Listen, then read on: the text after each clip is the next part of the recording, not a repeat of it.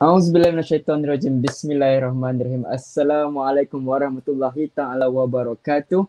Nama saya Nabil Zakaria dan terima kasih, pertama kali saya nak ucapkan terima kasih kerana menonton live kami untuk kali ini, dan kali ini kami di TV Sufi amat berbesar hati untuk menjemput dua orang panelis yang berkecimpung dalam bidang yang boleh dikatakan satu bidang yang diperbincangkan oleh orang ramai berketika ini, iaitu bidang pandemik COVID-19. Dan kita juga ingin menjemput, ini dah dua daripada ahli panelis kita. Pertama kali Ustaz Rafi Zainal dan juga Azrul pencerita ataupun nama penuhnya Azrul Afandi Sobri. Assalamualaikum warahmatullahi kepada Ustaz dan juga Abang Azrul. Waalaikumsalam warahmatullahi. Ya, Ustaz Rafi boleh dengar ke? Boleh, tengah adjust mic. Baik. Abang Azrul boleh panggil Abang Azrul, okey ke? Boleh, tak masalah, boleh. Alright. Terima kasih, saya nak cakap terima kasih. Pertama kali saya nak cakap terima kasih sangat kerana meluangkan masa untuk bersama TV Sufi pada malam ini. Nama saya Nabil Zakaria dan saya mewakili TV Sufi untuk kita memperbincangkan tentang boleh kata urusan harian tuan-tuan sekalian pada gemelut pandemik ini.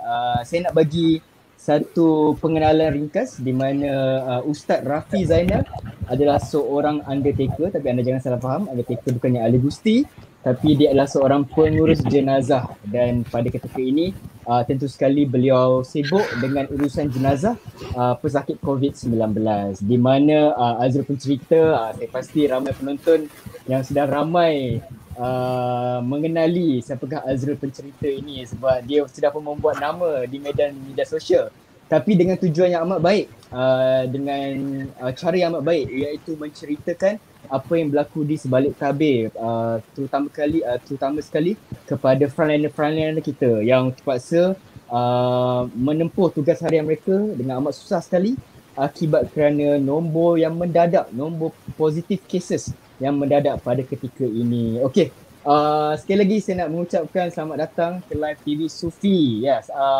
Jadi mula sekali saya nak tanyalah, apakah bagaimana keadaan Abang Azrul sekarang ni? Sihat ke? Macam mana? Alhamdulillah sihat walafiat, macam biasa, tak ada apa pun, sekadar meneruskan kehidupan macam biasa walaupun dalam lockdown, walaupun dalam pelbagai halangan, tapi saya sebagai wartawan memang tak ada masa rehat lah. Tak ada katanya lockdown diri sendiri, tak adalah. Memang kena juga bergerak, kena juga ke sana sini untuk menyampaikan bahan berita kepada mereka yang menantikan bahan berita daripada pemberita lah macam saya ni. Jadi mungkinlah itulah sedikit sebanyak apa yang dapat saya sharekan. Okey, boleh kita nak tanya juga Ustaz Rafi. Macam mana Ustaz Rafi? Sebab kita tahu sekarang Ustaz Rafi mesti sibuk mengendalikan kes-kes urusan jenazah pesakit COVID. Ustaz Rafi, macam mana sekarang keadaan, okey ke? Alhamdulillah. Saya sebenarnya baru saja bebas daripada kuarantin lah. Saya positif hari tu. Baru keluar daripada MAEPS. Lepas tu lebih kurang 10 hari jugalah, 12 hari bulan hari tu baru habis kuarantin. Boleh saya tanya Ustaz, bila kali terakhir Ustaz menguruskan jenazah pesakit COVID-19? Saya ingat mungkin hujung bulan, mungkin 30 Mei tu hari, macam tu lah. Lepas tu lebih kepada saya punya tim jugalah yang menggerakkan. Saya pasti Ustaz di lokasi mesti ada mengambil langkah berjaga-jaga juga, tapi malangnya terkena juga jangkitan ni Ustaz. Betul. Boleh saya nak tanya Abang Azrul pula, sebagai seorang wartawan Abang Azrul, sebab Abang Azrul selalu kena pergi melawat kawasan-kawasan seperti hospital. Abang Azrul pun pernah ada video TikTok masuk ke dalam bilik jenazah sendiri. Apa langkah berjaga-jaga yang Abang Azrul ambil untuk memastikan diri dan keluarga selamat daripada COVID-19? Saya sendiri pun dah memang bekas pesakit COVID kan. Jadi saya antara yang batch awal yang kena COVID bulan 10 tahun lepas.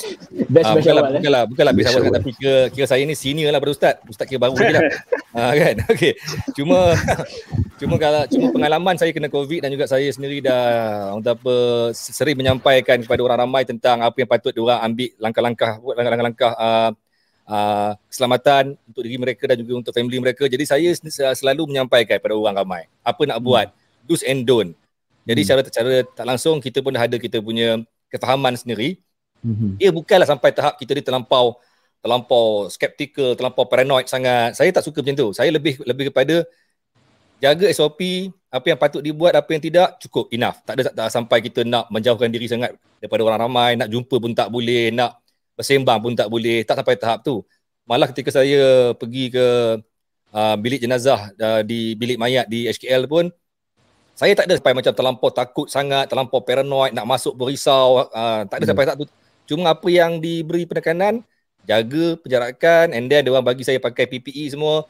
Saya rasa dah cukup sempurna untuk nak protect myself. Walaupun memang masih lagi ada risiko, tapi daripada apa yang saya belajar, apa yang saya pernah lalui sendiri, apa yang saya pernah sampai kepada orang, saya amalkan benda tu. Jadi balik rumah, sebelum balik rumah saya mandi dulu, tukar baju sebagainya. Jadi sekurang-kurangnya langkah pencegahan tu ada. Tapi bab kata orang tu, COVID ni sekarang ni bukan sekadar ada di depan kita ataupun di belakang kita, kadang-kadang dia ada di mana-mana kan.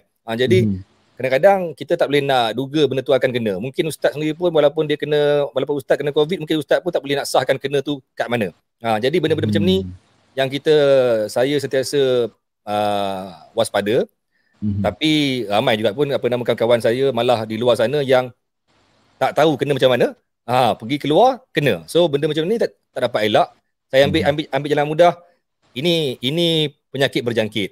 Jadi kot mana sekalipun kita mengelak macam mana pun kadang-kadang kena juga, sebab penyakit tu datangnya daripada Allah. Kalau kata dia kata sampailah. Kita mengelak macam mana pun sampailah. Tapi kena juga ada langkah pencegahan kita. Itulah apa yang saya selalu tanam dalam diri saya. Sebab saya jenis orang yang memang tak dapat nak lockdown diri sendirilah, kan. Terpaksa bergerak sana sini. Jadi terpaksa jugalah kita pastikan diri kita tu ada langkah pencegahan tu. Okey, terima kasih.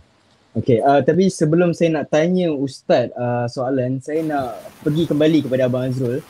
Saya nak tanya Abang Azrul sebab Abang Azrul semestinya tugas Abang Azrul memerlukan Abang Azrul pergi ke kawasan yang berisiko tinggi, betul? Boleh saya nak tahu apa perasaan Abang Azrul setiap kali nak masuk ke kawasan-kawasan macam tu? Seperti apa saya share tadi pada awal, dia bukan nak kata saya ni kebal, tak tahu. Dan saya tak pernah pun beranggapan bekas pesakit COVID tu kebal, sebab dah ada terbukti ramai juga yang selepas positif COVID-19, selepas 3 bulan dia kembali positif kerana berjangkit dengan orang lain. Tapi mungkin kerana saya dah lalui pengalaman tu. Saya dah pernah masuk ke tiga ward 43, ward 5A dan juga ward 36. Dan saya dah pernah merasai sendiri macam mana rasa sakit tu. Dan saya dah pernah lalui pengalaman terpaksa meredah orang yang ramai di PRN Sabah. Saya tak ada peluang untuk nak protect myself, kena redah sebab kita mengejar story, mengejar maklumat, mengejar info.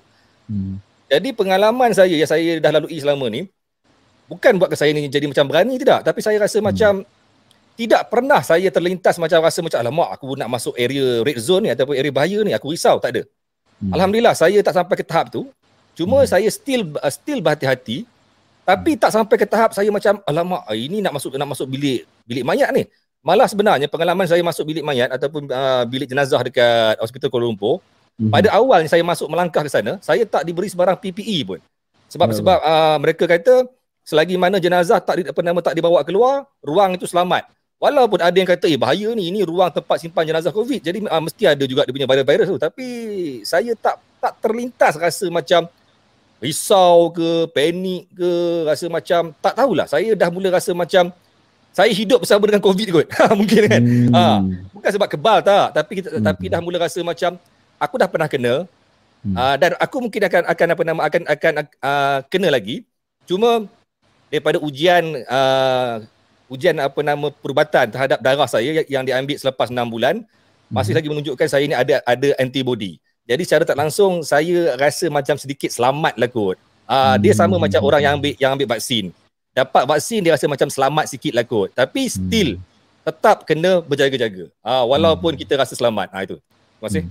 Mungkin selain daripada pengalaman tugas tu dan pengalaman kena COVID juga, jadi Abang Azrul dah kurang, bukanlah nak kata tak takut langsung, tapi kurang risau lah dengan risiko dia, betul tak? Dia takut tidak, kurang risau pun tidak, tapi tak sampai macam terlampau berani redah je, tak. Saya ajar orang, saya nasihat orang jaga SOP. Saya sendiri dah mula percaya, jika aku jaga SOP aku, jika aku tahu apa yang patut dibuat, jika aku tahu apa yang patut aku jaga, so tak perlu nak risau. Dia sekarang ni yang kita khawatir, orang kita ni terlampau paranoid sampai berkurung, sampai tak boleh jumpa orang, sampai ke tahap itu bagi saya macam terlampau paranoid. Bila dengar kata orang keluar daripada white COVID, takut dengan dia, tak mau dekat dengan dia, jauh dengan dia. Ini yang saya cuba nak sampaikan, bahawa benda ni memang boleh kena, tapi selagi mana kita pandai jaga, pandai kawal, enough, cukup. Tak perlu sampai nak macam takutlah, tak ada. InsyaAllah. Kerisauan tu boleh tolak tepi. Kita ingat apa yang saranan dari kerajaan kita, jaga SOP tu lah. Jaga SOP cukup, insyaAllah. Okey, Ustaz Rafi pula. Ustaz Rafi, boleh saya nak tahu berapa tahun dah pengalaman Ustaz Rafi menguruskan jenazah sebelum datangnya wabak ni, berapa tahun dah Ustaz? Allah, Ustaz Rafi nampaknya di-mute-kan ke? Sekejap, minta maaf Ustaz, kita minta tolong producer kita. Okay. Silakan Ustaz. Okey. Sorry. Minta maaf Ustaz. Seronok dengar Abang Zirul bercerita tadi. Jadi pengalaman saya dalam menguruskan jenazah ni lebih kurang dalam 17 tahun. Sebelum ni saya menguruskan jenazah di hospital dan macam-macam jenis jenazah dah jumpa. Jenazah yang repot, AIDS, HIV, mangsa kemalangan, mangsa kebakar, dan juga macam-macam kes lah. Jadi bila terlibat dengan COVID-19 ni, satu pengalaman barulah, sebab saya antara orang yang terawal yang menguruskan jenazah pesakit COVID ni. Jadi berbezalah caranya daripada jenazah yang biasa tadi. Boleh tak Ustaz perincikan sikit apa perbezaan menguruskan jenazah pesakit COVID-19 dengan jenazah biasa Ustaz? Ya, minta maaf, maksud saya jenazah yang pergi daripada dunia ni disebabkan sebab lain. Dia beza dia, sekejap, saya kena buka ni pasal suara bergema. Oh, okey. Silakan Ustaz. Suara bergema dia mulanya perbezaan dia lebih kepada pengurusan jenazah COVID itu sendirilah, sebab jenazah COVID-19 ni dia tidak ada mandi dan kafan macam biasa. Kita pun tahu macam mana keadaan sekarang ni yang telah diputuskan oleh Muzakarah Fatwa Kebangsaan, yang mana hanya kita mengenakan debu tayamum saja. Dan yang lebih kelainannya tu ialah bila jenazah itu bukan ditayamum di mukanya. Macam mana jenazah-jenazah lain yang tak boleh kena air, macam jenazah terbakar, jenazah penyakit-penyakit yang lain dan sebagainya. Bila kita tayamum di atas wajahnya, memang kita pakai glove tapi di atas wajahnya. Tapi bila jenazah COVID-19 ini perlu di atas lapisan plastik. Ada 2 body bag plastik yang telah membungkus jenazah, dan setelah disanitize barulah kita tayamum di atas plastik itu sendiri. Jadi perkara ini ada satu perkara yang baru yang mana telah diputuskan oleh ulama kita, orang alim kita, yang mana itulah kaedah yang katanya terbaik dalam menangani jenazah sakit COVID-19 ni. Baik, terima kasih Ustaz. Allah, sebabnya dengar tayamum dekat tak boleh melakukan proses seperti biasa kan. Sedih sangat. Minta maaf Abang Zirul, saya nak tanya Ustaz lagi satu soalan Abang Zirul. Ustaz Rafi, saya nak tahu memandangkan proses yang berlainan, dan salah satu perbezaan yang ketara adalah bagaimana ahli keluarga tidak boleh berjumpa dengan jenazah pesakit COVID-19 ni. Boleh tak saya nak tahu apa pengalaman Ustaz melihat reaksi-reaksi ahli keluarga kepada si mati pesakit COVID-19 ni? Pada awal dulu masa mula COVID-19 ni ada tahun lepas, bila berlaku kematian, kita tahu rata-rata orang masih lagi dalam keadaan takut, dan pihak KKM sendiri pun dia ambil langkah yang berjaga-jaga sehingga kan waris pun tak boleh untuk terlibat secara langsung, tak boleh nak pegang, tak boleh nak tengok pun sama. Jadi mula-mulanya kita melihat keadaan yang masyarakat ataupun waris tu tak dapat terima. Saya pernah ada pengalaman yang waris tu kita pakaikan dia PPE untuk kebumikan jenazah ayah dia. Jadi bila dia kebumikan ayah dia, dah lah dia tak dapat nak tengok ayah dia berbalut dengan plastik tu. Kemudian bila dah kebumikan jenazah tu, dia tiba-tiba datang rasa macam tak puas hati. Kemudian dia buka PPE dia tu, dia kata lantaklah SOP ke apa ke, aku tak kisah dah kan. Ni bapak aku, kata dia. Jadi keadaan tu lah yang kadang-kadang kita ni sebagai pengurus jenazah terpaksa nak kawal keadaan emosi waris, dalam keadaan kita sendiri pun nak jaga SOP kita, nak jaga keselamatan kita kan. Tapi itu adalah antara perkara yang berlaku, dan sekarang ni bila kita nampak banyak kaedah-kaedah yang dah dipermudahkan, waris boleh ikut serta, dia boleh pakai PPE, boleh tengok jenazah, boleh buat pengecaman, dia boleh ikutlah segala prosedur solat jenazah semua sampailah habis melalui pemantauan PKD, Pejabat Kesihatan Daerah, dia akan tengok sekali. Barulah ada perbezaan sikit lah daripada tahun yang sudah. Cuma untuk mengawal emosi waris ni pun kadang-kadang satu masalah juga bila ada yang waris yang tak dapat terima kenyataan jenazah ayah atau ibu dia, nak diuruskan dengan cara tayamum saja, sehingga katakan tolonglah saya nak mandikan jenazah ayah saya nak sempurnakan. Inilah di antara keadaan yang berlaku. Allah tentu. Kita dapat bayangkan macam mana kalau tak dapat nak melihat wajah orang kita sayang pergi buat kali terakhir. Tapi ini rasanya salah satu daripada perkara yang Ustaz Rafi sebagai seorang frontliner harus tempuhi, dan memang saya saja nak ucapkan terima kasih lah kepada Ustaz Rafi sebagai seorang frontliner menjalankan tugas di kala wabak ini. Begitu juga dengan Abang Azrul sebagai seorang wartawan, juga salah lagi seorang frontliner untuk negara kita. Bila kita sebut pasal frontliner, kita ada banyak frontliner yang memerangi wabak COVID-19 ni.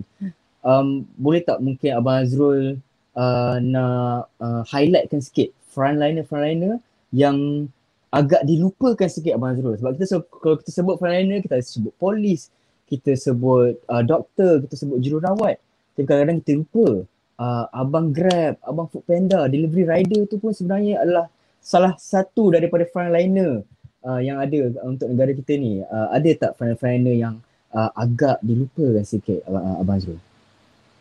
Okey, soalan yang sebenarnya mencabar juga, sebab dia bukan mencabar macam mana, sebab sentimen ataupun persepsi masyarakat bila sebut frontliner tu polis ataupun doktor ataupun nurse yang mana bertugas betul-betul yang berdepan dengan mereka yang ada COVID lah kan. Betul. Tapi sebenarnya saya juga bersetuju. Ramai orang yang bila kita komen, bila kita sebut pasal frontliner, mereka akan komen, kami pun frontliner juga. So bila orang tanya, engkau buat apa? Saya hantar Grab, saya hantar Foodpanda, atau saya jaga kaunter dekat 7-Eleven.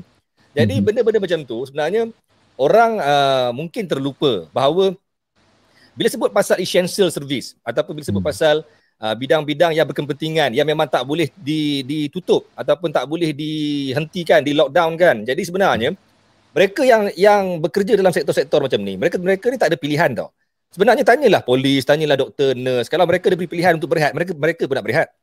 Cuma mereka terpaksa untuk berdepan dengan situasi ini kerana mereka memang diperlukan. Sama juga macam semua sektor yang dalam bidang esensial ni, mereka ni diperlukan. Kalau katalah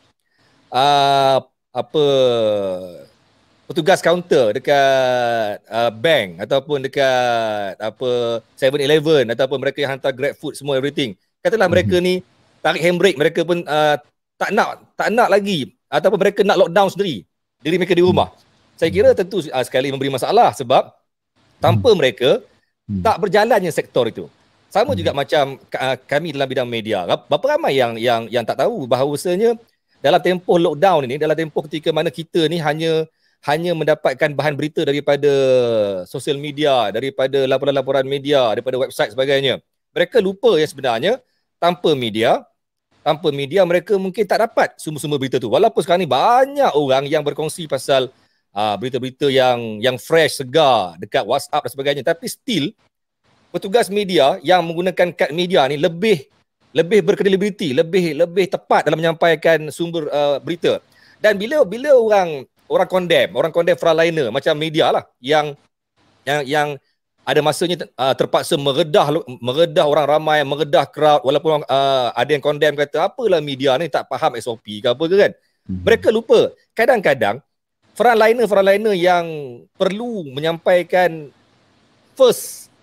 menyampaikan sesuatu yang essential ni kepada mereka yang tunggu di rumah ni.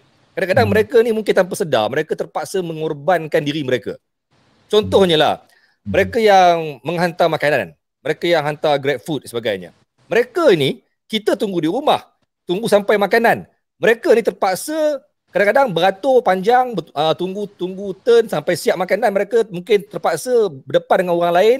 Kadang-kadang mereka transfer, pegang itu, pegang ini. Dan mereka ni dalam keadaan yang pantas, yang cepat, mungkin mereka tanpa sedar, mereka mungkin terpegang hidung mereka, terpegang mulut mereka, yang mungkin menyebabkan berlakunya transmisi jangkitan COVID-19. So mereka ni amat terdedah sekali kepada COVID-19. Tapi mereka no choice. So kalau sebut pasal frontliner, saya setuju bahawa doktor, nurse, polis ialah anggota yang paling tepat menggunakan istilah frontliner. Tapi dalam masa yang sama, sebenarnya bagi saya lah, semua petugas-petugas hadapan yang menyampaikan essential service kepada mereka yang tunggu di rumah. Yang duduk rumah tunggu je. Yang hantar pos laju, kita beli dekat Shopee. Mereka kena pergi ke tempat pengumpulan barang-barang pos, kena ambil, kena kira, kena check. Mereka pun open, terdedah kepada jangkitan COVID-19, tapi mereka ni tak ada pilihan lain. Malah tuan moderator kan? Apa nama tadi? Nabil. Baik, Nabil. Dalam peti mail ataupun peti box mesej saya, tak kira lah dekat TikTok, dekat WhatsApp, dekat email pun ada. Hampir setiap hari saya menerima mesej yang mereka meluahkan rasa risau mereka, anak-anak di rumah, isteri tengah mengandung, tapi mereka tak ada pilihan, mereka kena pergi kerja, mereka kena pergi. Mereka ni terletak dalam kumpulan essential. Mereka kena berkhidmat. Ada pula yang share dengan saya, dalam office dia ada orang dah kena COVID-19 tapi mereka tetap kena pergi kerja, kena pergi jalankan tugas mereka. Sebab essential mean essential.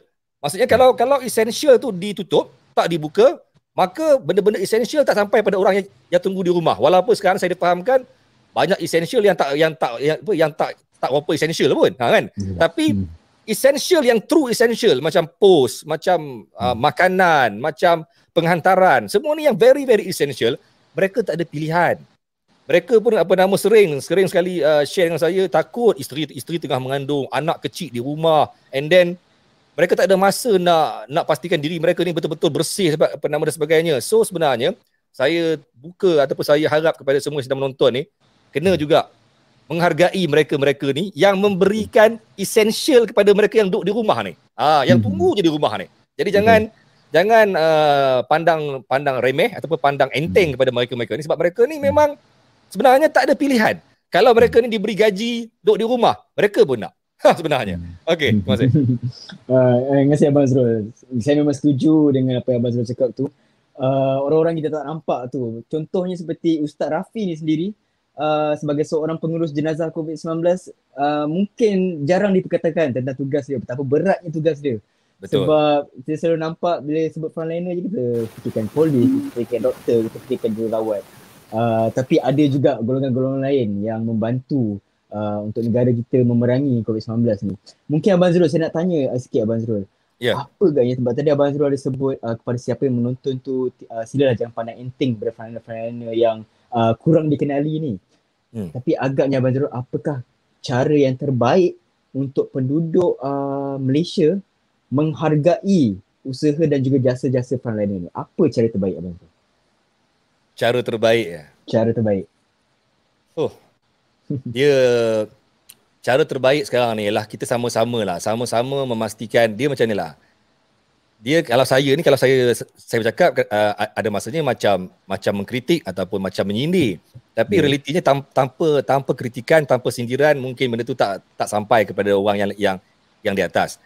Cuma sebenarnya kan negara sekarang ni sedang berperang. Kita sekarang ni sedang berdepan dengan satu pandemik yang saya kira memang tak tahu bila sudah dia.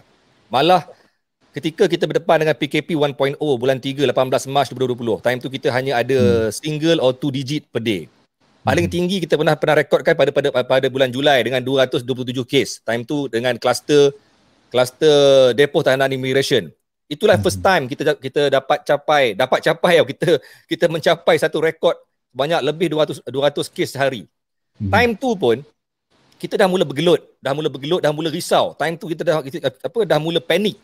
Tapi sekarang ni dengan kes yang sampai mencecah pernah sampai 9,000 kes sehari. Dan hari ni masih lagi 5,000 lebih kes sehari. Betul. Negara tengah berdepan dengan situasi yang saya kira paling mencabar dalam sejarah penyakit virus berjangkit di Malaysia. Paling mencabar. Jadi kita mungkin ada peluang duduk di rumah. Kebetulannya mungkin bos kita tu ambil berat dan mereka ambil cakna bahawa perlunya kurangkan pekerja di rumah. Di office. Tapi sebenarnya kita kena pandang ramai lagi di luar sana yang terpaksa bekerja. Jadi tidak ada jalan lain untuk kita sama-sama support dia orang ni ialah dengan cara untuk memutuskan rantaian ni. Masalahnya sekarang ni, yes, kita duk sibuk menyalahkan kerajaan pasal kerajaan lambat dalam isu pemvaksinan. Saya faham. Dia lambat bukan lambat, tapi dia agak sukar untuk mencapai imuniti kelompok menjelang bulan 10, bulan 11. Tapi masalahnya, dalam tempoh kita nak mengurangkan ataupun untuk kita nak mencapai herd immunity ni, kita sendirilah kena ada satu usaha sama masing-masing. Kita kena ramai-ramai hentikan benda ni supaya frontliner ni boleh berehat. Saya kesian. Saya okeylah, kita faham. Mungkin orang yang kerja pos, orang yang kerja food panda, orang yang kerja GrabFood, cabaran mereka tak sebesar cabaran yang bekerja di sektor kesihatan, di sektor keselamatan. Doktor, nurse, mereka dah penat sangat dah. Dah penat sangat-sangat dah pun. Sebenarnya kalau tanya mereka, saya mungkin Ustaz boleh share nanti lepas ni. Saya berpengalaman pakai PPE cuma sejam je kot. Hanya nak ambil visual dalam bilik mayat. Saya dah rasa rimas yang tahap-tahap gila dah. Saya punya konten, saya kata apa? Saya kata aku pakai PPE ni dalam aircon. Sebab bilik mayat ni aircon kuat. Bilik mayat ni dia memang kena sejuk beku. Dia memang kuat aircon dia. Itu pun dah mula berpeluh, dah mula rasa bahang yang tak amat-amat sangat. Bayangkan Ustaz dan juga mereka yang lain yang uruskan mayat ni, jenazah ni, mereka pakai dalam keadaan yang open space, panas terik. Saya tak boleh bayangkan macam mana dia boleh tahan. Masuk dalam liang lahat, dalam keadaan yang rushing. Lepas tu kalau kata orang yang pakai PPE dekat tempat pemberian vaksin, kadang-kadang dewan tu tak ada aircon pun. Kadang-kadang tempat yang memang terbuka, bawah kemah yang memang bahang gila. Kita yang hadir dengan t-shirt pun dah mula peluh. Mereka pakai PPE macam mana rupanya. Saya tak boleh nak bayangkan macam mana mereka ni dah melalui semua ni sejak daripada bulan 3. Bulan 1 tahun lepas lagi. Ketika first pandemic masuk Malaysia, last year bulan 1 sampai ke sekarang, saya dah mula rasakan yang mereka ni dah mula macam Allah bisa tegal biasa. Tapi walaupun Allah bisa tegal biasa, tetap mereka mengharapkan satu hari mereka boleh keluar daripada masalah ni. Mereka pasti sekali nak mengharapkan mereka boleh ada masa bersama dengan family, ada masa bersama dengan anak-anak, ada masa untuk bercuti, ada masa untuk nak merentas negeri balik kampung sebagainya. Tapi masalahnya, mereka ni no choice. Mereka tak ada pilihan untuk mereka nak berehat. Malah saya difahamkan ada yang semalam saya sempat, kebetulan saya tengah buat live dekat TikTok, saya ternampak seorang nurse yang juga dia tengah buat live dekat ICU. Saya sembang dengan dia. Dia kata apa, dia setiap hari kurang-kurang 5 ke 6 jam ber-PPE penuh tanpa ada peluang untuk nak buka walaupun seminit. Ber-PPE penuh selama 5-6 jam dalam bilik ICU. Saya duk bayangkan, saya pakai sejam pun dah mula rasa bahang. Dan mereka ni pakai dalam keadaan yang stres. Sebab datang patient, keluar patient, datang tiba-tiba ada yang sesak nafas, yang kena bagi bantuan pernafasan sebagainya. Mereka bekerja dalam keadaan yang sangat-sangat panik. Tapi kita yang di luar ni, always merasakan macam, oh tak apa, kerja dia orang. Yes, kerja dia orang. Tapi apa peranan kita? Apa tanggungjawab kita untuk nak memastikan mereka ni boleh keluar daripada masalah tu? Mereka tak pernah hidup dalam PPE sebelum tahun 2020.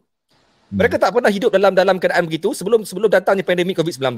Dan sekarang ni jalan ni ialah dengan cara menghentikan COVID-19. Tapi kalau kita asyik berfikiran sembrono, mengambil mudah, tak apalah, nanti dihilang, nanti dah ada vaksin, semua tu okeylah. Tapi kena faham, vaksin ni nak capai herd immunity bukan dengan sewenang-wenang esok boleh capai. That's why government dia ambil pelan pemulihan negara tu sampai ke bulan Disember. Sebab kerajaan pun nampak benda ni bukan simply hari ni bagi esok dapat. Malah saya letak benda ni pada dua-dua side. Kerajaan pun slow, rakyat pun slow. Dua-dua slow sekarang ni masalahnya. Mereka tidak ada satu usaha yang agresif untuk nak memutuskan rantaian ni. Sebab kalau tengok pada lain-lain negara macam China, macam Australia, macam New Zealand dan sebagainya, mereka dah berjaya. Dubai, baru-baru ni Irfan Khairi share dekat dia punya laman sosial dia. Dubai dah mula bebas, hanya perlu pakai mask. Mask tak pakai pun tak apa dah. So kita nak capai ke tahap tu, kita kena sama-sama lah. Kena sama-sama berkorban, sama-sama berjuang, sebab saya dah tak tahan sebenarnya tengok frontliner utama. Saya sebut diorang sebagai frontliner utama yang kena pakai PPE, yang kena berdepan dengan hari-hari kes, polis, ustaz sendiri. Saya dah tak tahan, kesian dengan frontliner utama ni yang bagi saya dah cukup terseksa selama setahun setengah ni berdepan dengan situasi ni. Terima kasih. Saya harap sangat kepada siapa menonton tu, tolonglah dengar rayuan Abang Azrul, sebab beliau adalah seorang wartawan yang telah berada di lokasi dan dah melihat first hand bagaimana peranan kita bertempur di medan perang untuk melawan penularan penyakit wabak COVID-19 ni. Jadi yang seperti yang Abang Azrul cakap tadi, sangatlah penting untuk hashtag kita jaga kita. Janganlah pakai hashtag tu hanya sewenang-wenangnya, letak kat Twitter, letak Facebook, betul lupakan kita sendiri. Betul-betul kena jaga. Kalau tak perlu keluar rumah, jangan keluar rumah. Memang tolonglah just stay at home, sebab itulah yang penting untuk kita memutuskan rantaian ni. Sebab hari ni saja, tuan-tuan dan puan-puan, kita dah ada 73 kematian.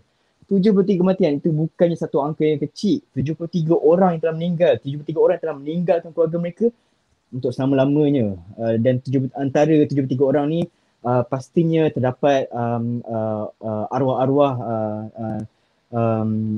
orang-orang meninggal ni adalah antaranya orang Muslim juga, dan pastinya contohnya Ustaz Rafi ni haruslah sebagai seorang pengurus jenazah pesakit COVID-19 harus menggalas tugas mereka untuk menguruskan jenazah ini, dan ini bukan nombor yang sangat kecil.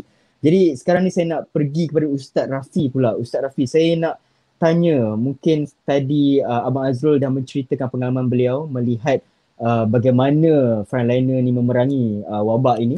Mungkin Ustaz Rafi boleh ceritakan proses pengurusan jenazah tu, Ustaz Rafi, daripada menerima panggilan bahawa terdapat satu lagi jenazah yang harus Ustaz Rafi uruskan sehingga ke liang lahat. Mungkin Ustaz Rafi boleh ceritakan sikit. Kita bagi sikit tuan-tuan dan puan-puan yang tengah mendengar ni bagi lagi takut. Silakan Ustaz. Baik.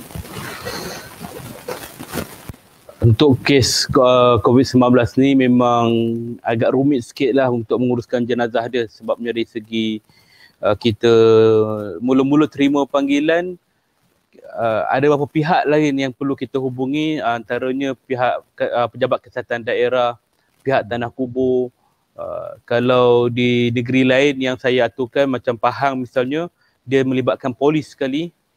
Jadi setiap kali berlaku kematian, kita perlu aturkan, mula-mula waris akan hubungi, Ustaz ada kematian, ayah saya pesakit COVID, meninggal sekian-sekian waktu semua. Saya akan tanya pada waris, adakah pihak hospital dah lepaskan jenazah, maknanya jenazah ni boleh dituntut ke belum. Kalau dia kata okey dah boleh dah Ustaz, kita boleh uruskan. Jadi pertama sekali saya akan tanya dia, kat mana nak ke bumi jenazah ni. Kalau pergi tanya dekat tanah kubur karya mereka ni, adakah boleh diuruskan ataupun tidak. Maknanya sebab ada setengah tanah kubur tu dia tak boleh terima jenazah COVID-19. Dia kata karya mereka tak terima pesakit COVID, kena tempat lain. Jadi benda begini lah antara kekangan kita. Saya pernah isukan berapa kali dah, di Surat Khabar pun saya isukan, saya katakan betapa rumitnya keadaan sekarang ni, yang kita tahu banyak yang memviralkan tentang kewujudan kontena tambahan untuk menempatkan jenazah di hospital. Kita tahu di hospital-hospital yang terutama macam Sungai Buloh, Hospital Selayang, dia dah ada dah kontena tambahan untuk meletakkan jenazah COVID-19 ni. Bagi saya isu dia sebab kerana masalah tanah kubur tu. Bukan kita tak ada tanah kubur ada, tapi masalahnya ada setengah karya yang dia menolak untuk jenazah COVID-19. Kemudian pula isunya ialah bila ada tanah kubur yang menerima jenazah COVID-19 ni pula, dia ada had waktu pula. Okey, kami terima jenazah sampai pukul 5 je. Lepas tu dah habis. Macam ofis awak. Lepas tu pula masalah yang lain pula timbul bila ada yang meletakkan kuota sehari kami ke bumi jenazah COVID 3 orang saja. Mana jenazah lain? Jenazah tu esok pula, lusa pula. Jadi benda beginilah antara kekangan kami. Mula-mula sekali kita nak aturkan tanah kubur, dah dapat confirm tanah kubur berapa siap. Dia kata pukul 3 petang jenazah boleh ke bumi. Okey, barulah kita akan hubungi dengan pihak hospital, PKD yang berdekatan dengan hospital tu, dan juga PKD yang berdekatan dengan tanah kubur tu. Ada lain-lain. PKD ni pejabat kesihatan daerah, dia ikut daerah masing-masing. Jadi bila mereka dah deal antara satu sama lain, barulah kita boleh tetapkan, okey, kita akan datang hospital pukul 2 petang, kemudian kita akan buat prosedur tayamum, kita akan solat jenazah, kemudian kita akan bawa lebih kurang perjalanan pukul 3 petang sampai tanah kubur. Di situlah kita akan kebumikan jenazah. Jadi masa-masa beginilah yang antara isu yang kita nak selaraskan. Dan kadang-kadang waris ni dia tak tahu nak buat apa. Dia nak segera. Tapi kita atas sebab beberapa kekangan ni menyebabkan kami tak ada pilihan. Kita kata minta maaf, kubur ni tak dapat terima waktu-waktu begini. Kubur ni hari ni kuota dia dah penuh untuk COVID. Jadi masalah beginilah yang saya perlu selesaikan dengan waris untuk bagi dia ketenangan. Dah lah dia kena terima hakikat dan jenazah ayahnya ataupun ibunya tak boleh dimandikan macam biasa, kita kena tayamum. Kemudian yang kedua pula, tak boleh pula nak ke bumi hari tu. Ni antara isu-isu yang saya dah bangkitkan dah sebelum saya terkena positif COVID baru ni. Saya dah isukan dan alhamdulillah lah benda ni dapat perhatian sampai Sultan Selangor sendiri pun dah menyuarakan rasa kesalnya atas sikap beberapa tanah kubur begini. Dan alhamdulillah lah sekarang ni kita dapat tahulah yang mana kubur-kubur yang menetapkan waktu, menetapkan kuota ni mereka dah longgarkan sedikit supaya jenazah dapat diuruskan dengan cepat. Sebab kita tak boleh simpan jenazah COVID lama ni. Walaupun simpan dalam peti sejuk, macam kata Abang Azrul tadi, orang kata duduk dalam peti mayat ni tak ada risiko. Tapi kalau dah banyak sangat, macam mana takkan kita nak biarkan je risiko tu ada kan? Jadi segera kan. Ini antara langkah-langkah yang kita dalam NGO ini perjuangkan untuk menyegerakan, membantu Jabatan Agama, membantu KKM untuk menyempurnakan jenazah-jenazah COVID-19 ni.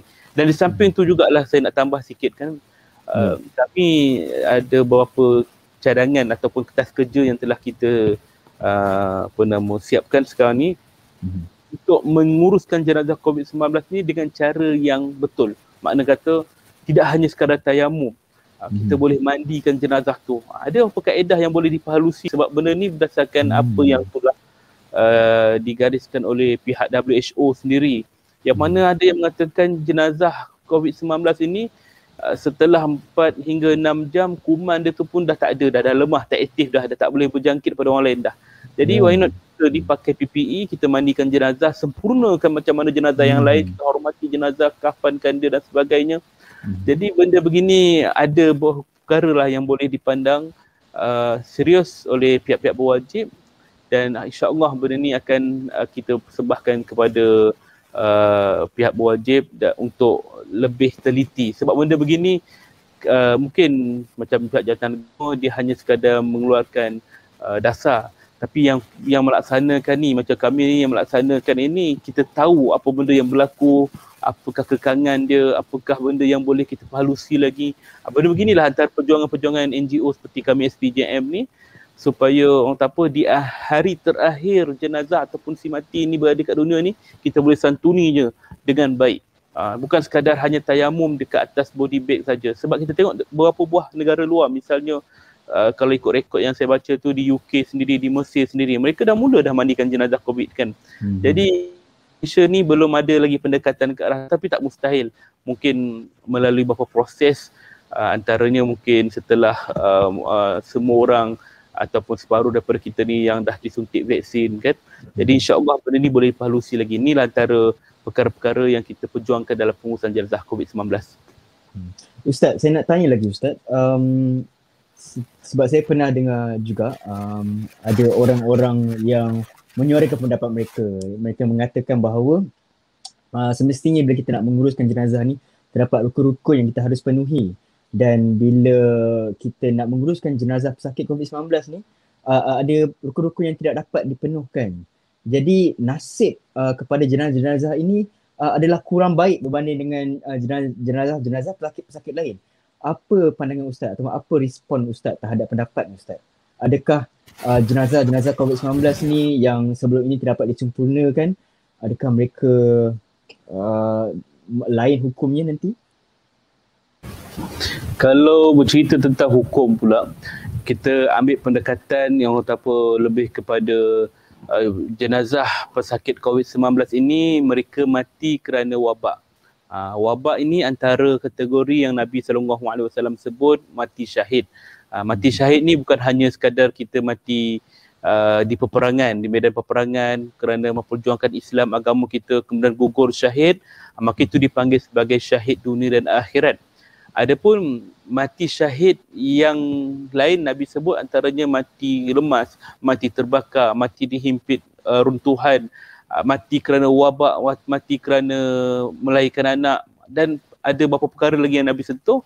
Jadi ini adalah dipanggil syahid akhirat. Dan mana syahid akhirat ini ialah mereka ini jenazahnya disempurnakan macam mana cara jenazah yang lain, yakni mandi, kafan, solat dan ke bumi.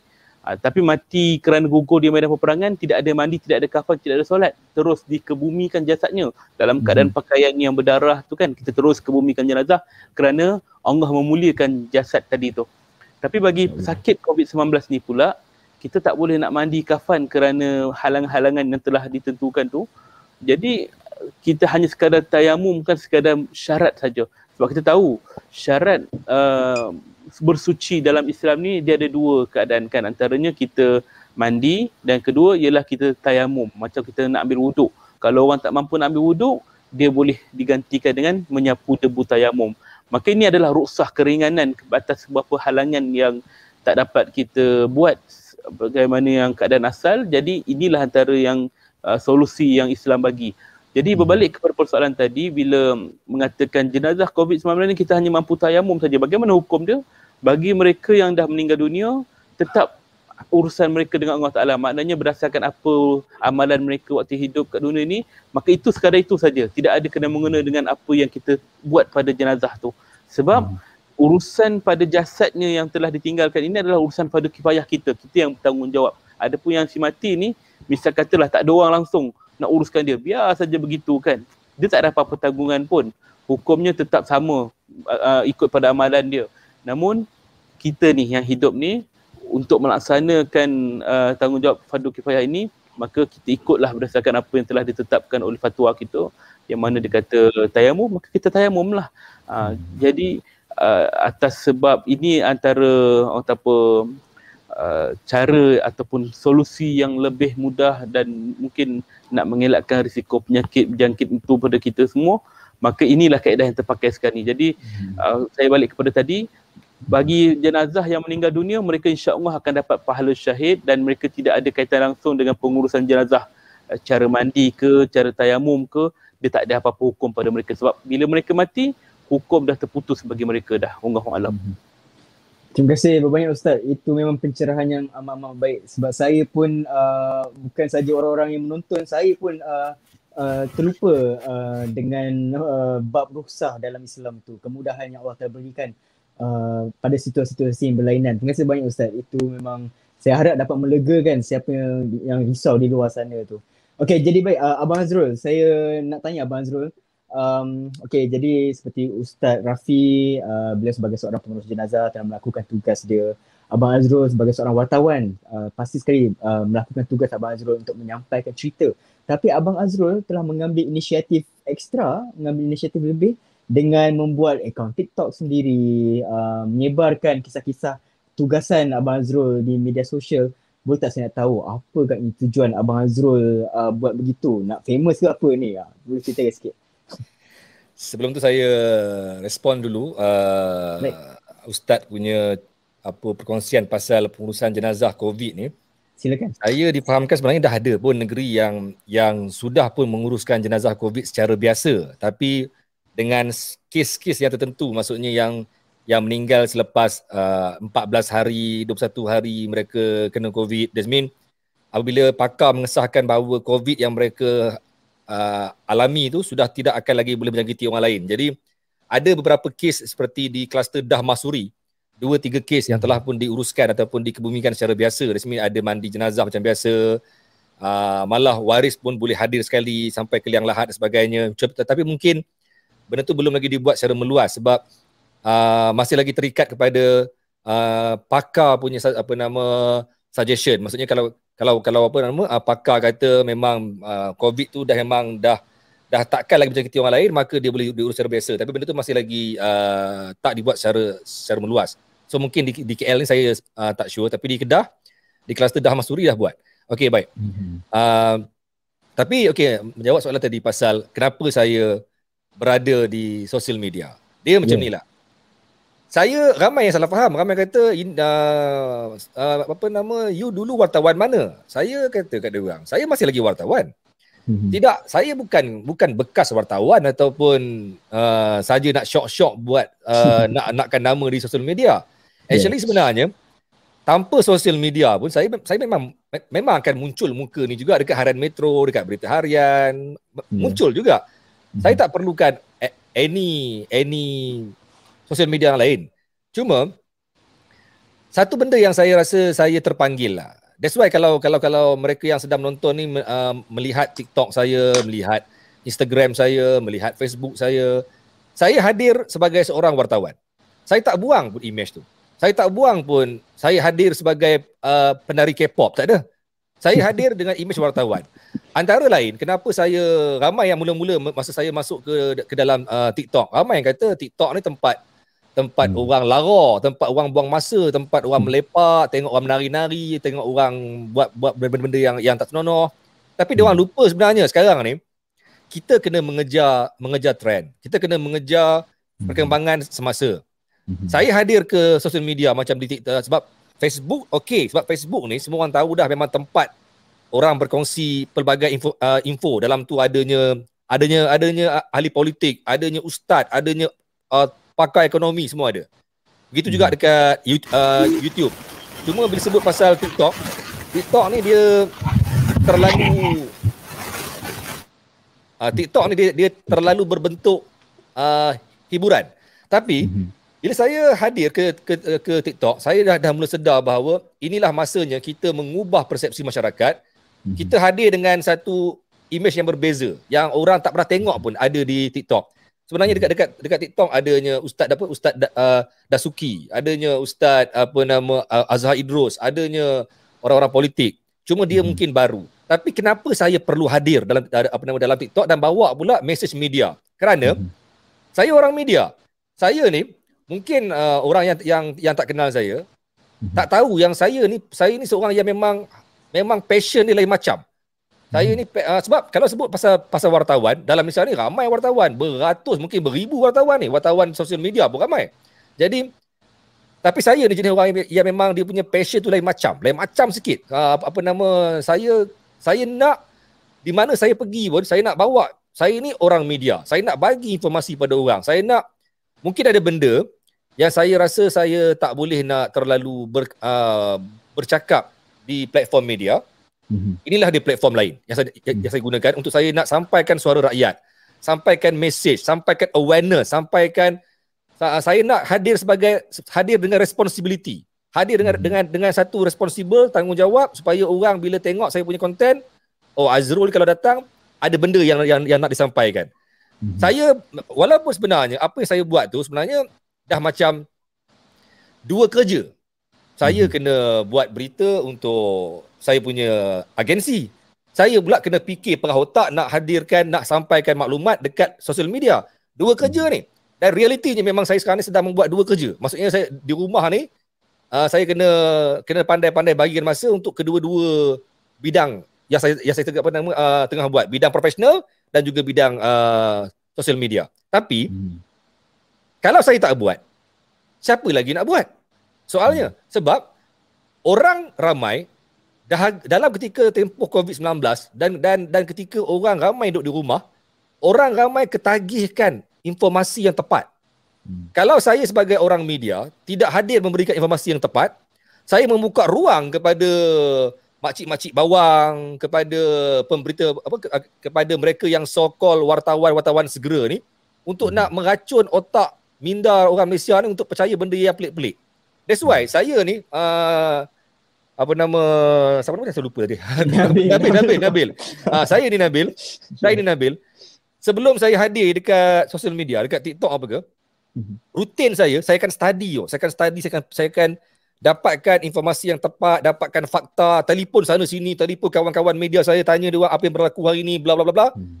Sebelum saya buat satu video yang saya nak bagi orang tengok. Saya nak orang dapat inilah sumber yang aku dapat daripada rakan-rakan media yang mereka juga mengkaji benda tu. So kalau saya tak buat, siapa lagi nak buat? Dan kalau saya hadir ke sosial media sekadar nak share saya punya lifestyle, saya makan apa hari ni, saya pergi mana hari ni, benda tu sebenarnya akan macam sama dengan orang lain. No, itu bukan saya. Tapi alhamdulillah, apa nama Nabil, untuk makluman Nabil, mungkin ramai yang di luar sana juga yang kenal saya yang tahu. Saya pernah berjuang selama 120 hari tanpa henti. Daripada 16 Mac 2020 ketika PM memegang mic di rostrum dia mengumumkan PKP 1.0, 16 Mac diumum, PKP bermula 18 Mac. Bermula 16 Mac, saya membuat live tanpa henti setiap malam. Bermula jam 10.30 malam sampai ke 12.30 malam, hampir 2 jam setiap hari tanpa henti. Selama 120 hari tanpa henti sampai saya dah mula rasa penat, rasa lesu. Sebab saya buat untuk apa? Saya nak bagi tahu pada orang apa data hari ni, apa yang berlaku hari ni, kluster di mana, apa yang berlaku dekat kluster jemaah Seri Petaling, apa yang berlaku dekat itu dan ini. Saya nak bagi orang faham apa yang sebenarnya berlaku. Kerana ramai yang komen, mereka tengok sidang media KKM, mereka tengok sidang media MKN dan sebagainya. Tapi mereka rasa tak puas, mereka rasa macam ada benda yang tersirat yang mereka nak tahu lebih lagi. So saya hadir setiap malam untuk bagi pada mereka apa yang korang nak tahu lagi. Pasal hari ni ada 5 kematian. Siapa yang mati? Mati di mana? Apa yang berlaku? Mati sebab apa? Dia ni mati kerana kerana dah teruk ke, lambat bawa pergi hospital ke apa ke? Saya akan sampaikan mereka faham sampai saya digelar cikgu COVID. Sampai orang letak satu title yang besar yang saya nak kena pikul. Mereka bagi saya gelaran cikgu COVID sampai saya kena COVID sendiri. So mungkin saya anggap ni sebagai satu hikmah. Allah ni dia pilih tepat dah. Dia pilih tepat orangnya. Sebab apa ya? Saya pernah bersiaran secara langsung 120 hari tanpa henti. Hal COVID hari-hari COVID je. Selama 4 bulan tanpa henti. Lepas tu habis saja saya buat secara langsung tu, saya dihantar ke Sabah. Pergi Sabah, saya merasai sendiri pengalaman aku langgar SOP. Langgar SOP sebab kita nak kena dapatkan bahan. Aku langgar SOP. Bila aku langgar SOP, aku pula kena COVID. Sampai saya digelar cikgu COVID yang kena COVID. So benda tu, saya rasa Allah pilih aku. Allah bagi aku ni mengupas bab COVID. Now engkau rasa sendiri penyakit COVID macam mana. Dan Allah lagi hebat, dia bagi saya rasa 3 watt. Saya rasa watt 43, watt kuarantin biasa. Saya tiba-tiba diserang sakit yang teruk, dihantar ke watt 5A, watt pemantauan. Saya dipindah ke watt 36. That means saya dipertontonkan dengan semua situasi yang berlaku dalam hal COVID ni. Cuma 2 peringkat je saya belum rasa. Pakai bantuan gas tu dengan masuk ke ICU, tak rasa lagi. Tapi Allah pilih aku ni jalan dah yang macam cantik. So supaya bila saya keluar daripada watt COVID, sekarang engkau nak cerita bab COVID, insya-Allah saya tahu macam mana rasanya orang yang kena COVID. Macam mana rasanya engkau mengumpul data-data daripada bulan 3 sampai sekarang. So, bukanlah nak sembang kemas tak, tapi dengan aku jangan nak bohong lah. Kan? Sebab kita dah lalui semua tu. Tapi itulah dia hebatnya kuasa Allah. Dia pilih saya, engkau minat, engkau ni terlampau minat bab COVID. Nah, aku bagi kau rasa sendiri COVID. Dan alhamdulillah saya dah rasa semua tu. Dan saya nak share dengan semua orang. Sebab saya bekerja di harian Metro di Berita Harian. Ada halangan. Saya tak bolehlah nak share semua benda dekat paper. Sebab tak ada ruang lah kan. Takkan saya hari-hari paper nak keluar, nak siarkan artikel pasal pengalaman Azrul. Kan? Siapalah saya ni kan? Jadi saya terpaksa menggunakan platform lain untuk share pengalaman seorang bernama Azrul yang gelar cikgu COVID ni. Begitu. Ya Nabil, silakan. Terima kasih Abang Azrul. Memang betul, terima kasih bukan atas apa yang Abang Azrul cakap tadi, tapi sebab usaha Abang Azrul menggunakan platform yang betul untuk menyebarkan kesedaran terhadap orang ramai. Saya nak minta 5 minit lagi daripada ahli-ahli panel kita. Minta maaf sangat. Cuma saya nak tanya Ustaz Rafi pula kali ni. Ustaz Rafi sebagai seorang frontliner, Ustaz Rafi, boleh tak Ustaz Rafi ceritakan sedikit tentang perasaan Ustaz Rafi? Sebab baru-baru ni Ustaz Rafi pun dah terjangkit dengan wabak COVID ni. Boleh tak Ustaz Rafi ceritakan perasaan bila dapat tahu yang Ustaz Rafi itu positif COVID-19?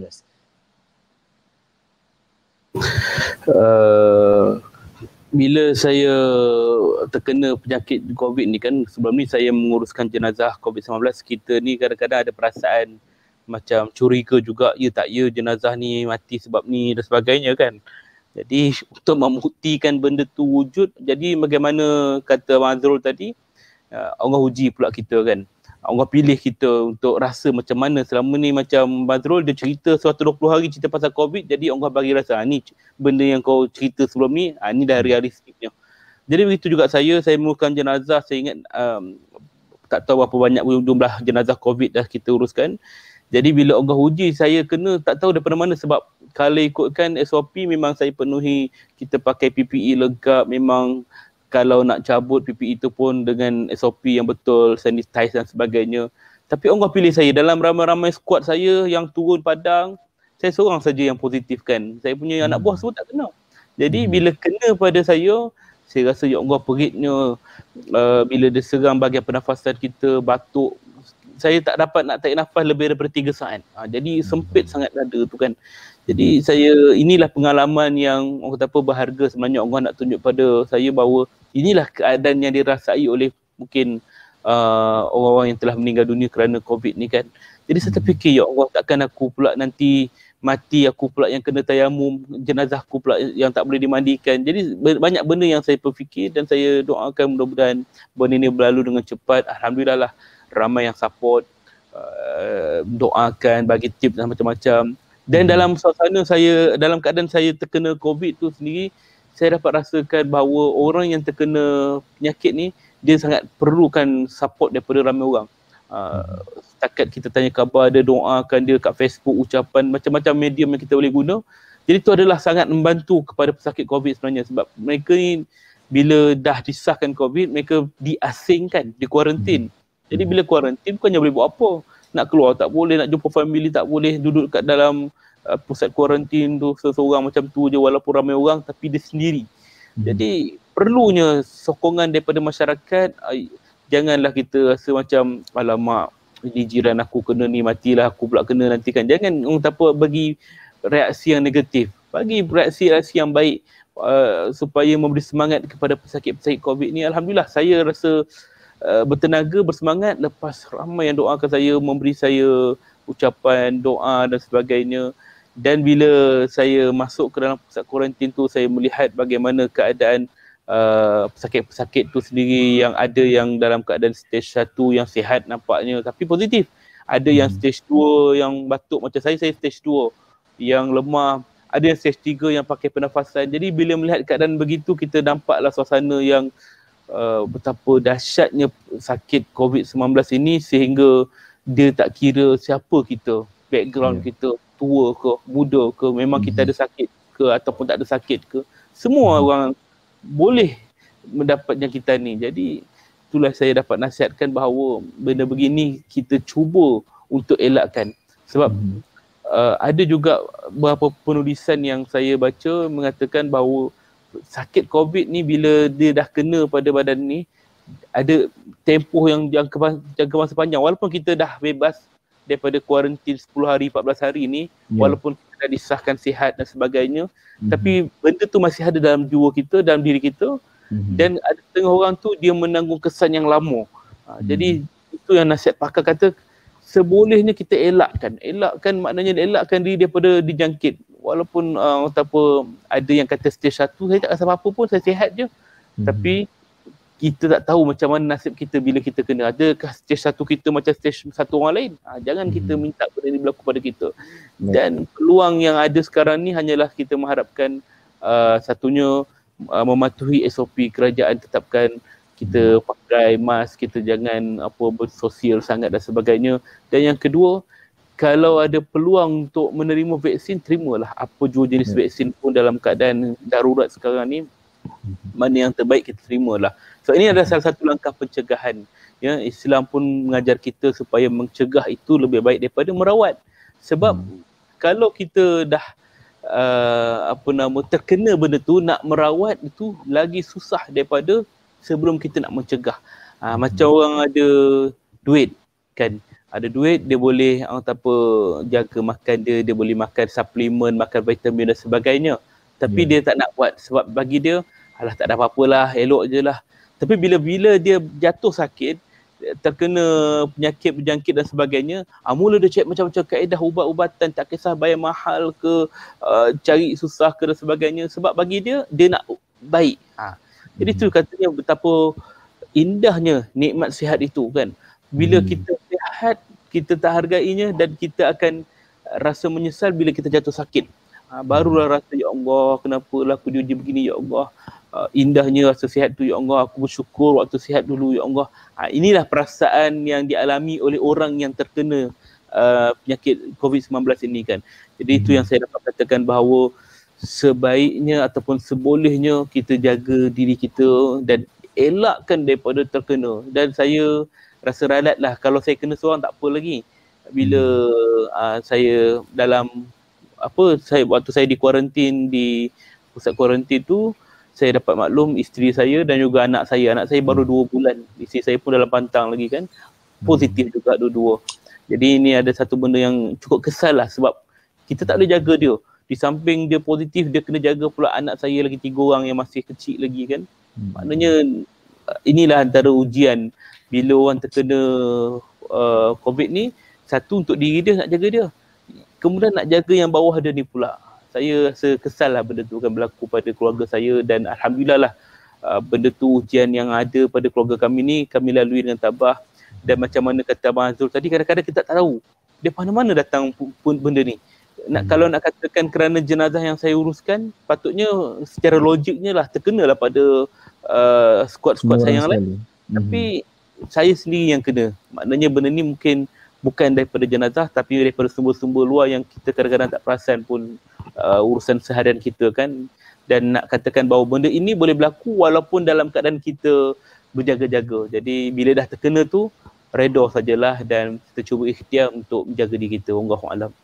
Baik, terima kasih Ustaz atas nasihat tu. Sangat-sangat berharga. Jadi boleh tak mungkin kita pun dah nak sampai ke hujung rancangan live kita. Mungkin selepas nasihat daripada Ustaz Rafi tu, kita nak minta kata-kata terakhir daripada Abang Azrul pula. Abang Azrul, pencerita kita. Saya suka nak tambah lah Ustaz. Tadi Ustaz kata pasal tak tahu datang dari mana. Saya pun boleh sahkan dalam puluhan, mungkin ratusan wartawan yang buat liputan di PRN Sabah, saya seorang je kena. Nampak tak hebat kuasa Allah ni kan? Ramai-ramai wartawan yang pergi, yang redah sampai ke Sampurna, yang masuk ke zon-zon, yang zon red zone. Sampurna ialah red zone. Masa PRN Sabah, Sampurna ialah red zone. Wartawan yang pergi sana tak kena pun. Saya yang stay di Kota Kinabalu kena. Sedangkan tim saya yang sebilik dengan saya pun tak kena. Duduk dengan saya selama 20 hari, sebilik pun tak kena. Jadi mungkin dah untuk orang kata apa, penyakit ni Allah Ta'ala yang decide, aku nak bagi kau rasa, nah kau kena. So benda macam tu memang kadang-kadang kita kena faham, tak boleh elak. Yang kedua, saya suka juga nak menambah, tadi Ustaz sebut pasal masalah selepas dijangkiti. Saya boleh sahkan bahawa saya dalam grup WhatsApp Watt 43, hampir sebulan setengah ke 2 bulan kita orang share pengalaman ataupun perasaan ataupun rasa yang kami alami selepas keluar daripada Watt. Majority semua berkongsi yang mereka still lagi ada masalah, lemah pernafasan. Saya sendiri pun sampai sebulan setengah jadi macam bernapas tak berapa nak panjang, penat, cepat lesu, tapi bila nak lena tak boleh lena. Jadi macam semua benda-benda ni dialami oleh majority bekas pesakit COVID. Malah mereka yang dalam kluster Seri Petaling selalu share pasal mereka kena kena jangkitan seperti naik ruam di badan sebagainya. Jadi benda-benda macam ni kita kena ambil iktibar lah. Saya setuju dengan Ustaz tadi bila Ustaz sebut pasal sokongan moral kena kuat kepada mereka yang kena COVID. Sebab apa yang paling mencabar bagi kami ialah sebenarnya apabila kami keluar daripada ward ialah berdepan dengan masyarakat. Saya sebelum keluar ward lagi, dalam ward lagi saya diserang gila-gila oleh mereka yang tak percaya pasal COVID ni, yang tak percaya dengan penyakit Allah ni. Mereka serang dalam Facebook saya, menyerang saya betul-betul dalam macam-macam sosial media, mengatakan dia ni ialah ejen Dajjal lah sebagainya. Saya pun tak faham kenapa. So benda-benda macam ni kadang-kadang melemahkan ataupun melunturkan semangat mereka yang sedang berjuang dengan penyakit tu. Tapi mujurlah saya ni, jiwa saya ni lain macam sikit, fighter sikit. Saya lawan je. Tapi serangan-serangan yang datang daripada mereka yang tak pernah kena COVID. Saya ulang balik, mereka yang tak pernah kena ni. Yang tak pernah kena tapi mereka ni cuba nak cakap pandai, cuba nak belagak pandai, cuba nak belagak pakar, cuba nak menidakkan kuasa Allah, cuba nak menyalahkan itu ini sampai mendakwa Menteri Agama sebagai Dajjal sebagainya. Benda macam ni saya rasa benda-benda yang sepatutnya elaklah, jauhkanlah. Sebab senang cakap macam ni lah. Engkau belum kena, engkau boleh kata. Engkau dah kena, engkau pula yang akan cari telefon orang sana sini tanya apa nak buat. Benda ni memang dah biasa berlaku. Malah ramai juga kawan-kawan saya yang memang tak pernah kena, dia asyik mengatakan bahawa ini semuanya pandemik lah, agent lah, benda yang tak betul lah. Tiba-tiba bila kena dekat family dia panik, dia risau. So sebelum kita risau, tadi pun Ustaz dah sebut, nikmat sihat tu bukan mudah untuk kita dapat pertahankan. Engkau sedang berada dalam nikmat sihat. So janganlah sampai bila engkau berada dalam kau hilang nikmat sihat tu, baru kau nak sedar yang ini semua satu benda yang patut kita cegah lebih awal. So saya amat setuju dengan Ustaz, dan saya juga menyampaikan satu mesej pada semua orang. Ini tak kisahlah kalau betul lah ini satu rancangan kuasa besar dunia apa ke, lantaklah itu hal lain. Tapi hal kita ialah once ia berbentuk pandemik yang masuk ke negara kita, yang sudah mula membunuh begitu ramai orang, yang sudah mula menjangkiti begitu ramai orang, kita kena ada langkah untuk kita sama-sama menentang dia, mencegah dia. Sebab tak kisahlah kalau kata betul lah ini kuasa besar yang buat ke apa ke, lantak dia orang, kita kena berjuang. Kita kena sama-sama untuk mempertahankan diri kita, agama kita, bangsa kita, tanah air kita daripada masalah-masalah semua ni. So saya last sekali dari saya menyeru kepada semua orang, sama-samalah jaga SOP, walaupun benda tu mungkin membebankan kita, tapi saya rasa semua orang dah mula biasa. Dah mula anggap emas tu macam fashion. Dah mula anggap emas tu macam satu benda yang tak pakai rasa pelik. Tak pakai rasa macam janggal sangat. Saya rasa benda tu dah mula biasa. Teruskan insya-Allah. Dan kita sama-sama doakan supaya perancangan untuk kita mencapai herd immunity pada bulan Disember ni berjaya dan kita dapat hidup bebas macam biasa. Saya pun rindu dengan mak ayah. Last jumpa dia orang tahun lepas raya haji. Kan? Jadi nak sangat sebenarnya nak balik mendekap mak ayah. Nak cium pipi mereka, dahi mereka, nak peluk dia orang. Bagi mereka yang sedang berada dekat dengan mak ayah, syukurilah nikmat itu, dan orang kata apa, jangan sampai nanti hilang nikmat tu pula. Itulah dia. Terima kasih. Assalamualaikum. Wallahu a'lam. Okey. Terima kasih banyak-banyak kepada Ustaz Rafi dan juga Abang Azrul pencerita. Thank you so much. Itu adalah satu pengkongsian dan juga penceritaan yang menarik daripada kedua-dua panel kita malam ni. Saya nak minta maaf sangat-sangat jika TV Sufi ataupun saya, Nabil Zakaria, ada buat sebarang salah silap pada malam ni, pada sesi live kita. Saya punya setup pun tak macam Abang Azrul. Abang Azrul ada mic semua. Saya depan almari baju nampak gantoi sangat, buruk betul. Jadi minta maaf juga saya tak dapat masuk awal sikit, tak dapat bersembang dulu sebelum kita mulakan live saya tadi, live kita ni.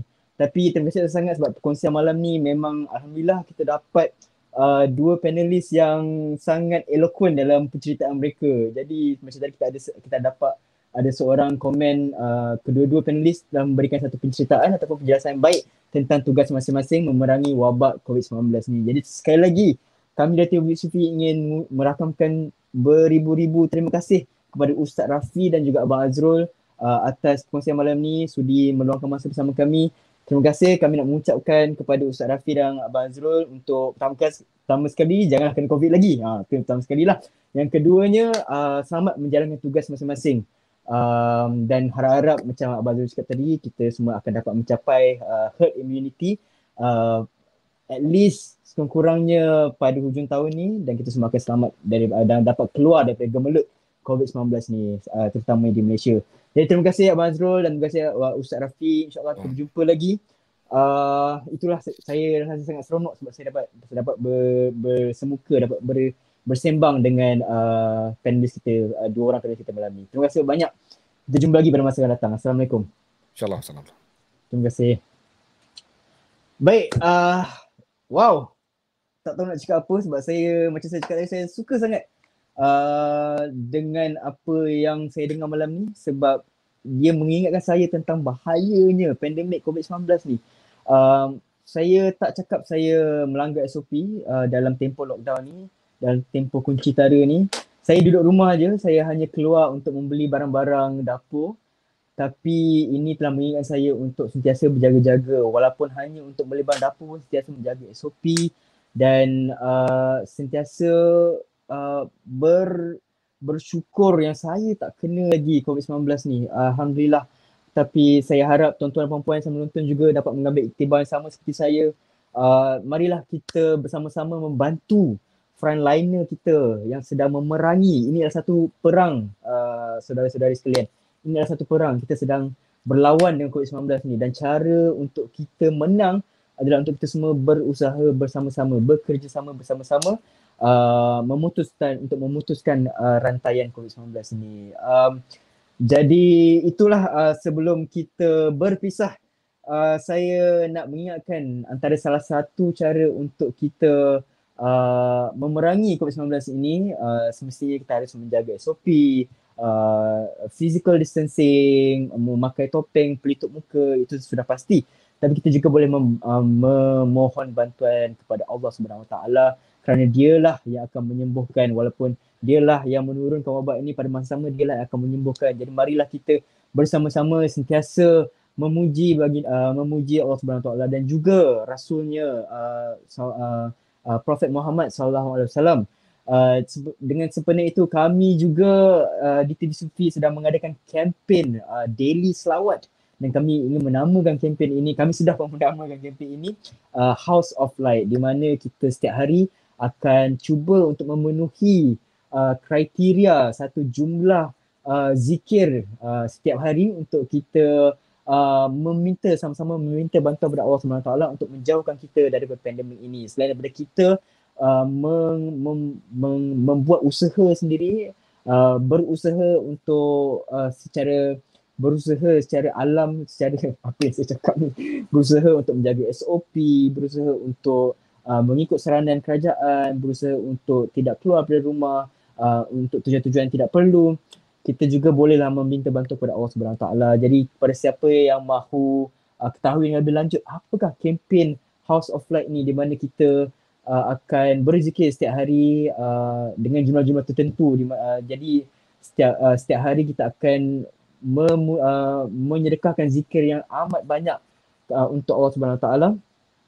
Bolehlah pergi melawat, berkunjung ke page kami di tvsufi.com di Facebook ini. Kami juga mempunyai kehadiran di sosial media yang lain seperti Instagram dan juga Twitter. Bolehlah ketahui di mana untuk cari kami dengan pergi singgah ke page kami di Facebook ini. Jadi terima kasih banyak kerana meluangkan masa bersama kami. Saya harap perbincangan ini memberi banyak manfaat kepada tuan-tuan dan puan-puan seperti ia telah banyak memberi manfaat pada saya, Nabil Zakaria. Jadi bersama-samalah untuk kita, sekali lagi saya mengingatkan untuk kita bersama-sama berusaha untuk memutuskan rantaian COVID-19 ini dan juga tidak putus untuk kita tidak lekang daripada bibir kita doa-doa dan munajat-munajat kepada Allah Subhanahu Wa Taala supaya Allah dapat membantu kita untuk menjauhkan diri kita daripada COVID-19. Jadi itu saja, saya Nabil Zakaria. Saya minta maaf sangat jika ada sebarang kesalahan dari pihak kami pada sesi live malam ini. Minta maaf kita terpaksa tarik 20 minit sikit sebab perbincangan ini menarik. Terpaksa panjang-panjangkan sikit. Dan sekali lagi terima kasih kerana menyertai kami. Kita jumpa lagi pada masa akan datang. TV Sufi ada pelbagai live menarik yang akan datang. Dan juga sekali lagi saya nak mengingatkan, silalah berkunjung ke page kami untuk mengetahui lebih lanjut tentang kempen House of Light. Okey, itu saja daripada saya, Nabil Zakaria dan juga TV Sufi. Kita berjumpa lagi pada masa akan datang. Assalamualaikum warahmatullahi wabarakatuh. Hari ini ada peluang sikit nak tengok macam mana mayat ataupun jenazah COVID-19 diuruskan daripada HKL akan dibawa ke Raudatul Sakinah. So kita nak tengok macam mana sebenarnya pihak HKL menguruskan jenazah COVID-19. Kita tengah pakai PPE, full PPE untuk nak masuk ke bilik mayat ataupun tempat ruangan pengurusan jenazah. 2 layer glove kena pakai. Belum apa-apa lagi dah mula rasa peluh. So kita akan memulakan liputan kita nak tunjukkan situasi sebenar macam mana pengurusan jenazah COVID-19 yang diuruskan di Hospital Kuala Lumpur ni. Kes COVID-19 mencatatkan sehingga 2 angka setiap hari. Dan pada hari ini kami berada di Hospital Kuala Lumpur ataupun lebih tepat lagi di bilik mayat HKL. Yang mana pada hari ini kami akan tunjukkan kepada anda semua bagaimanakah proses menguruskan jenazah COVID-19. Bagaimana getirnya mereka menguruskan jenazah COVID-19. Petang ni diberitahu ada 4 jenazah COVID-19 akan diuruskan. Tadi pagi dah ada seorang yang non-Muslim. Petang ni akan ada lagi 4 yang Muslim. Jenazah sedang menjalani proses tayamum yang diuruskan oleh petugas di HKL ini.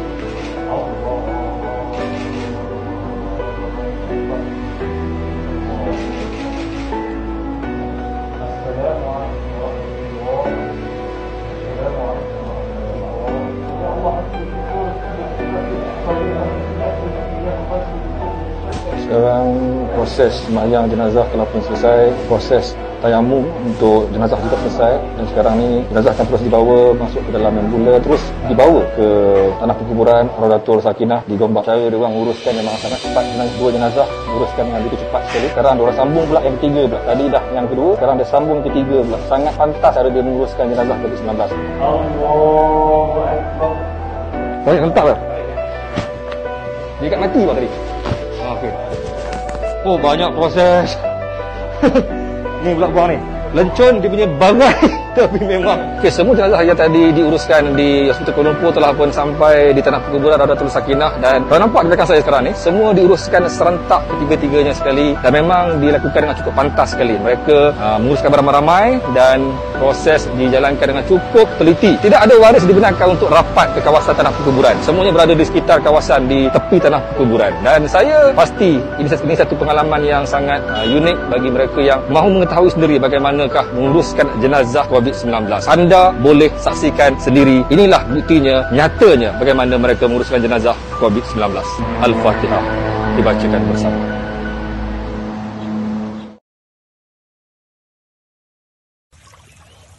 Sallallahu ala Muhammad.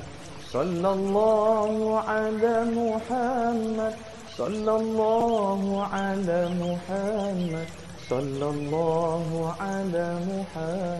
Sallallahu ala Muhammad. Sallallahu ala Muhammad. Sallallahu ala Muhammad. Sallallahu ala Muhammad.